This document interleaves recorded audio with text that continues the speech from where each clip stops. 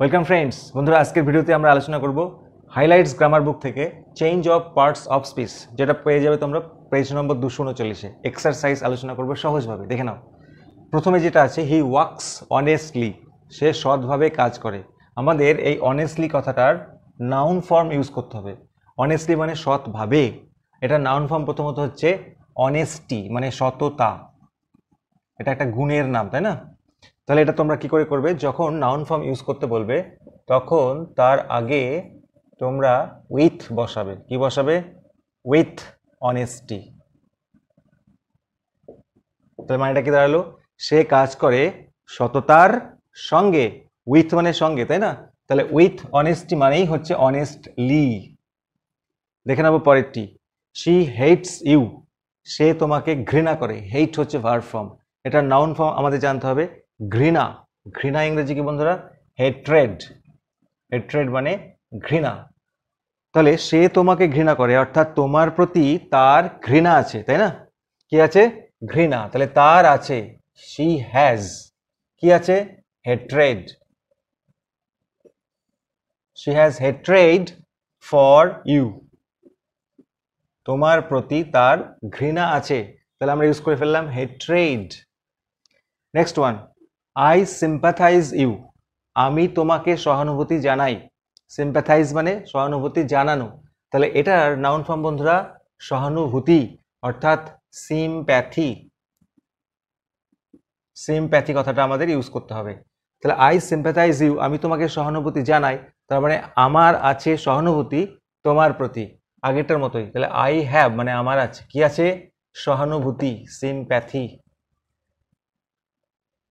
For you, তোমার প্রতি। এই যে ফর ইউ, এখানেও ফর ইউ ছিল। Next one, she was kind to all, সে সবার প্রতি সদয় ছিল। ইউজ করতে হবে কাইন্ড মানে সদয়, এটা অ্যাডজেক্টিভ। তাহলে কাইন্ড মানে দয়ালু, কাইন্ডনেস মানে দয়া হচ্ছে গিয়ে নাউন ফর্ম। তাহলে দয়া কথাটা আমাদের ব্যবহার করতে হবে। দেখো, সে ছিল দয়ালু সবার প্রতি, অর্থাৎ সবার প্রতি তার কি ছিল? দয়া ছিল। দেখেছো, দয়া কথাটা ইউজ হয়ে গেল। তাহলে সবার প্রতি ছিল, তার ছিল। আমরা এটা যেহেতু পাস্ট টেন্স, আমরা হ্যাড করব। শি হ্যাড, কি ছিল তার? Kindness. She had kindness for all. She had kindness for all, তার ছিল সবার প্রতি দয়া। Next one, very important, she believes that, সে বিশ্বাস করে যে আই অ্যাম ইনোসেন্ট, আমি নিষ্পাপ। আমি কিরকম? নিষ্পাপ। তাহলে ইনোসেন্ট কথাটার নাউন ফর্ম হচ্ছে, আগে জেনে নাও, ইনোসেন্স। তাহলে সে বিশ্বাস করে যে আমি ইনোসেন্ট, অর্থাৎ সে বিশ্বাস করে, শি বিলিভস, সে কিসে বিশ্বাস করে? আমার ইনোসেন্সে। তাহলে বিলিভস এর পর ইন বসাবে। সে believes in my innocence,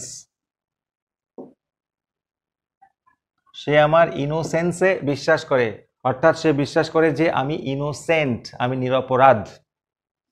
next one, very easy, work carefully, যত্ন সহকারে কাজ করো। কাজ করো যত্ন সহকারে। তাহলে আমাদের কেয়ারফুলি নাউন ফর্ম আগে জানতে হবে। বন্ধুরা, কেয়ারফুলি নাউন ফর্ম হচ্ছে কেয়ার, মানে যত্ন। তাহলে আমরা যদি এটা লিখে দিই ওয়ার্ক কেয়ার, তাহলে কি হবে? কাজ করো যত্ন নও, কাজ করো যত্নের সহিত। তাহলে সহিত ইংরেজি বন্ধুরা উইথ। উইথ কেয়ার মানেই কেয়ারফুলি, যেমনটি আমরা এটা করেছি honestly, with honesty. Next one, she did the work hurriedly, সে কাজটি করেছিল তাড়াহুড়ো করে। কিভাবে? তাড়াহুড়ো করে। এটা সব অ্যাডভার্ব ফর্ম। তাহলে এটা নাউন ফর্ম আগে জানা উচিত বন্ধুরা, হারি। হারি মানে তাড়াহুড়ো, নাউন ফর্ম। তাহলে এটা আমরা বলতে পারি সে কাজটা করেছিল, শি ডিড দ্য ওয়ার্ক। হারিডলির পরিবর্তে লিখব ইন আ হারি, তাড়াহুড়োর মধ্যে, অর্থাৎ তাড়াহুড়ো করে। খুব সোজা কিন্তু। She did the work in a হারি, উইথ হারি করলে চলবে না এক্ষেত্রে, ইন এ হারি, এটা একটা ফ্রেজ। আমি খুব তাড়ার মধ্যে আছি, আই এম ইন আ হারি, সেরকম সে কাজটা করলো ইন আ হারি।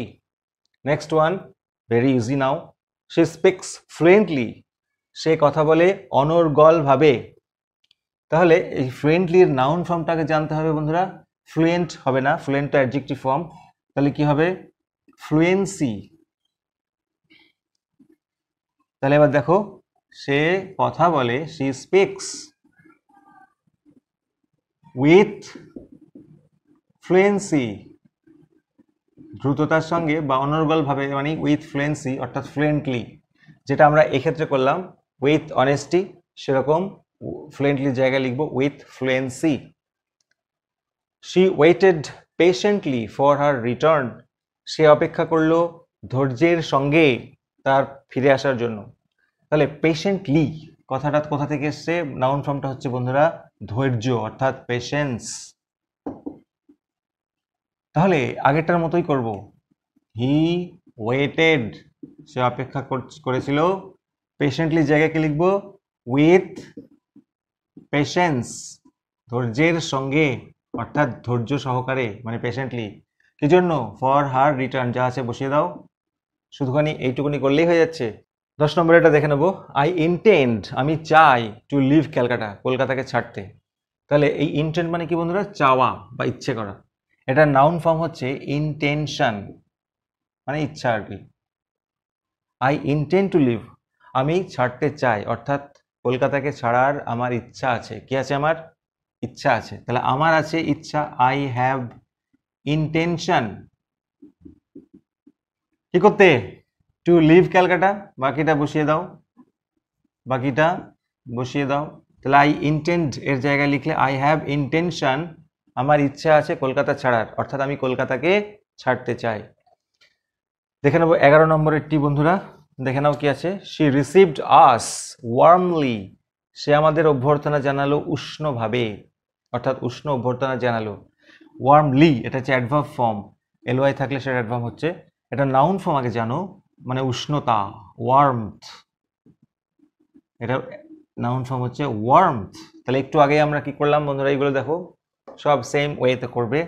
She received us with warmth, সে উষ্ণতার সঙ্গে আমাদেরকে রিসিভ করলো, অর্থাৎ ওয়ার্মলি রিসিভ করলো।